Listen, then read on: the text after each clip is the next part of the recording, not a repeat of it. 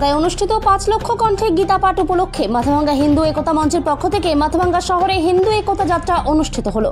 রবিবার বেলা 2টো নাগাদ মাথাভাঙ্গা মদন মোহন বাড়ি থেকে এই যাত্রা শুরু হয়ে সারা শহর পরিক্রমা করে। সংগঠনের পক্ষ থেকে গীতা পাঠ উপলক্ষে এই শোভাযাত্রা অনুষ্ঠিত হয়। মাথাভাঙ্গার চেনাকাটা ব্লক মানে মাথাভাঙ্গা মহকুমা অঞ্চলে যতগুলো ব্লক পড়ে সব ব্লকের কিছু কিছু হিন্দু ভাইরা মিলে কালকে 6 ডিসেম্বর সৌর দিবস এবং আজকে কলকাতা ব্রিগেড ময়দানে 5 লক্ষ কণ্ঠে গীতা পাঠ, সেই উপলক্ষে আমরা সকল হিন্দু ভাই নিয়ে হিন্দু জাগ্রত আমাদের হিন্দু একতা মঞ্চ নিয়ে সব হিন্দু ভাইরা মিলে এই শোভাযাত্রার আয়োজন করেছিলাম। আজকে এই শোভাযাত্রাটা আমরা করলাম আমাদের সনাতন ধর্মের জন্য।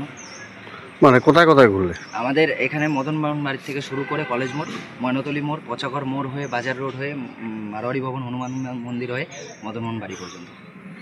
এটা কি হিন্দু একতা মঞ্চের পক্ষ থেকে? হ্যাঁ, আমাদের হিন্দু একতা মঞ্চ পক্ষ। তোমার নামটা বলো। আমার নাম রোহিত রায়।